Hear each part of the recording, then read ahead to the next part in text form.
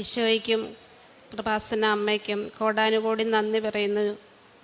ആദ്യമേ തന്നെ ഈ പുണ്യഭൂമിയിൽ വന്നത് വെറും ഒരു സ്വപ്നം മാത്രമായിരുന്നു എന്നാണ് ഞാൻ വിചാരിച്ചിരുന്നത്. അത്രമേൽ ഞാൻ ആഗ്രഹിച്ചിരുന്നു. ആദ്യമേ ഞാൻ ഓൺലൈൻ ഉടമ്പടിയായിരുന്നു എടുത്തത്. എൻ്റെ പേര് മിനി. എൻ്റെ മൂത്ത മകൾക്കൊരു ജോലി വേണമായിരുന്നു. ഞാനത് ഓൺലൈൻ ഉടമ്പടിയായിട്ട് എടുത്തു കഴിഞ്ഞപ്പോൾ എഴുതി തീർന്ന് ഞങ്ങളുടെ നിയോഗങ്ങളെല്ലാം വെച്ച് തീർന്നു കഴിഞ്ഞപ്പോൾ തന്നെ അവൾ വിളിച്ചിട്ട് പറഞ്ഞു, മമ്മി എൻ്റെ ജോലി ശരിയായെന്ന്.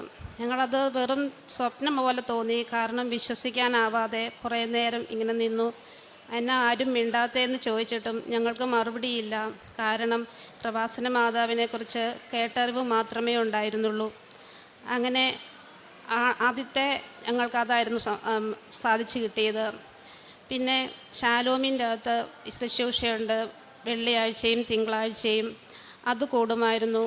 ആ സമയത്ത് ഞാനൊന്ന് ബാത്റൂമിൽ എൻ്റെ വീണ് കൈ പൊക്കാനാവാതെ ഇരുന്നു.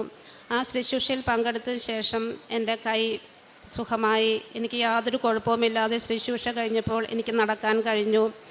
പിന്നെ ഞങ്ങളുടെ വഴി കോൺക്രീറ്റ് ചെയ്തിരുന്ന സമയത്ത് പപ്പടം കാച്ചിയപ്പോൾ തിളച്ച എണ്ണ സ്റ്റൗവിലിരുന്നു. ഞാനത് ഓർക്കാതെ പെട്ടെന്ന് പോയി അതേ പിടിച്ച് വാങ്ങിയതാണ്.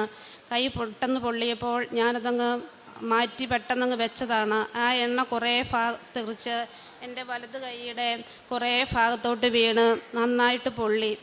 ഭയങ്കര വേദനയും പുകച്ചിലുമായിട്ട് ഞാൻ സങ്കടപ്പെട്ടു. ഞാനും കൂടിയായിരുന്നു അത് ചെയ്തുകൊണ്ടിരുന്നത്.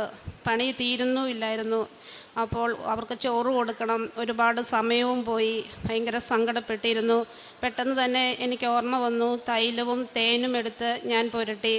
എൻ്റെ കൈ മുഴുവൻ പൊള്ളി. നാളെ എനിക്ക് കൈ പൊക്കാൻ പോലും പറ്റില്ല, പാടെല്ലാം വന്ന് ഇതെങ്ങനെ പഴുക്കുമല്ലോ എന്ന് പേടിച്ചിരുന്നപ്പോഴാണ് ഞാൻ തൈലവും തേനും എടുത്ത് പുരട്ടിയത്. അത്ഭുതം എന്നോണം നേരം വെളുത്തപ്പോൾ എൻ്റെ കയ്യിൽ ഒരു പാടുപോലും ഞാൻ പറഞ്ഞാലല്ലാതെ ആരും വിശ്വസിക്കുകയില്ല, അതുപോലെ എനിക്ക് മാറ്റി തന്നു. പിന്നെ ഞങ്ങൾക്ക് ഏലമാണ് കൃഷി. ഏലത്തിൻ്റെ അകത്ത് പണി കഴിഞ്ഞ് വന്നപ്പോൾ ഒരു ദിവസം എൻ്റെ കാലയിൽ വ്രണം ആയി. വ്രണം കാരണം എനിക്ക് നടക്കാൻ പറ്റുന്നില്ല. ഈ കൊച്ചു പിള്ളേർ നടക്കുന്നത് പോലെ പിച്ച വെച്ച് ഞാൻ പിടിച്ച് നടന്നു. എന്തെല്ലാം കാണിച്ചിട്ടും പോകുന്നില്ല. അപ്പോൾ ഞാൻ മാതാവിൻ്റെ മുമ്പിൽ പോയി മുട്ടുമേ നിന്ന് ഈ തൈലം എടുത്ത് പുരട്ടി വിശ്വാസ പ്രമാണം ചൊല്ലി പ്രാർത്ഥിച്ചു. അമ്മേ, എനിക്ക് നാളെ പള്ളിയിൽ വരണം, എനിക്ക് നടക്കാൻ പോലും പറ്റുന്നില്ല.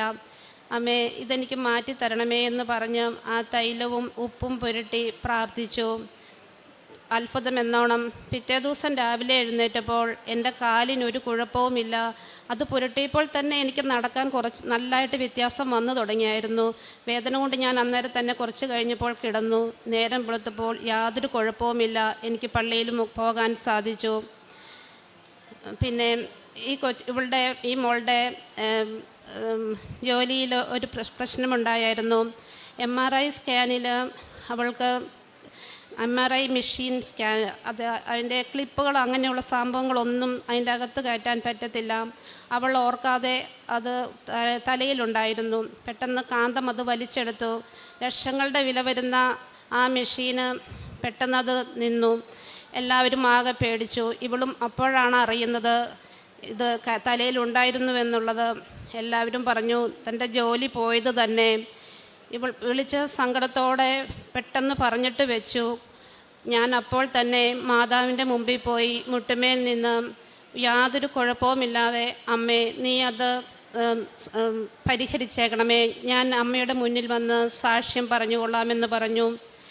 അത്ഭുതം എന്നോണം അത് യാതൊരു കുഴപ്പവുമില്ലാതെ, അത് എല്ലാവരും അറിയുക പോലും ചെയ്യാതെ ആ പ്രശ്നം പരിഹരിച്ചു. ജോലിക്ക് ഒരു പ്രോബ്ലംസും ഉണ്ടായില്ല. പിന്നെ മാതാവിൻ്റെ ഉപ്പും എണ്ണയും തേച്ച് ഒരുപാട് അനുഗ്രഹങ്ങൾ കിട്ടിയിട്ടുണ്ട്. അതുപോലെ തന്നെ ഞാൻ ജപമാല റാലിയിൽ പങ്കെടുക്കാൻ എനിക്ക് ഭയങ്കര ആഗ്രഹമായിരുന്നു. ഒരിക്കലും എന്നെ ആരും ഇങ്ങോട്ട് കൊണ്ടുവരാനോ അല്ലെങ്കിൽ ആരുടെയും കൂടെ പോകാനോ സാധിക്കുമായിരുന്നില്ല.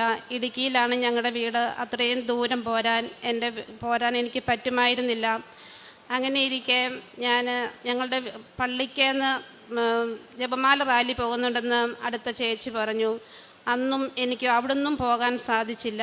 അപ്പോൾ ഞാൻ കരഞ്ഞുകൊണ്ട് ജപമാല ചൊല്ലിക്കൊണ്ട് എൻ്റെ പറമ്പിലെ പണി ചെയ്തുകൊണ്ട് നടക്കുകയായിരുന്നു. ഭയങ്കര വിഷമമായിരുന്നു. എനിക്ക് ജപമാല റാലിയിൽ ഒരിക്കലും പങ്കെടുക്കാൻ പറ്റില്ലേ എന്നോർത്ത്.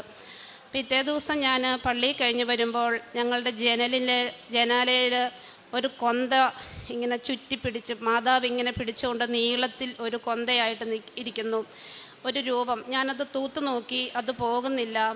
എനിക്ക് ഭയങ്കര അത്ഭുതമായി. കറുപ്പും വെളുപ്പും ചേർന്ന മുത്തുമണികൾ. എൻ്റെ അനുജത്തി സിസ്റ്ററിനെ ഞാനത് അപ്പോൾ തന്നെ ഫോട്ടോ ഇട്ട് കാണിച്ചു കൊടുത്തു. എനിക്ക് മാത്രമാണോ അതെയോ നിങ്ങൾക്കും കാണാമോ എന്ന് ചോദിച്ചു. അവർ പറഞ്ഞു ഞങ്ങൾക്ക് വ്യക്തമായിട്ടും കാണാം. പിന്നെ അടുത്ത ഒരു ചേച്ചിയെയും ഒരമ്മച്ചിയെയും വിളിച്ച് കാണിച്ചു. അതിനുശേഷം ഞാൻ ജപമാല അവിടെ ഇരുന്ന് ചെല്ലാൻ തുടങ്ങി. അന്ന് മുഴുവനും എന്നെ പറ്റുന്ന അത്രയും സമയം ഞാൻ ജപമാല ചൊല്ലി കാഴ്ചവെച്ചു. അമ്മയോട് കൂടുതൽ അടുക്കുവാൻ എന്നെ അനുഗ്രഹിച്ചു.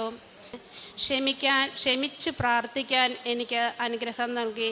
ചില വ്യക്തികളോടൊക്കെ എനിക്ക് ക്ഷമിക്കാനും വിദ്വേഷത്തോടു കൂടി സംസാരിക്കുവാനുമൊക്കെ ആയിരുന്നു. അതെല്ലാം മാറ്റി തമ്പുരാൻ എന്നെ സ്നേഹത്തോടെ പെരുമാറാൻ അനുഗ്രഹിച്ചു. കുമ്പസാരം ആഴ്ചയിൽ രണ്ടാഴ്ച കൂടുമ്പോൾ കുമ്പസാരിക്കാനുള്ള കൃപ നൽകി. മാസത്തിലൊക്കെ വല്ലപ്പോഴും ഒക്കെ ആയിരുന്നു കുമ്പസാരിച്ചിരുന്നത്. അത് മാറ്റി തന്നു. പിന്നെ ദിവ്യബലിയിൽ എല്ലാ ദിവസവും പങ്കെടുക്കാൻ സാധിച്ചു. പിന്നെ പൊതിച്ചോറ് കെട്ടി ഗവൺമെൻറ് ഹോസ്പിറ്റലിൽ കൊണ്ടുപോയി കൊടുക്കുവാനും അവരോട് മാതാവിനെക്കുറിച്ച് സംസാരിക്കുവാനും കൃപ കിട്ടി.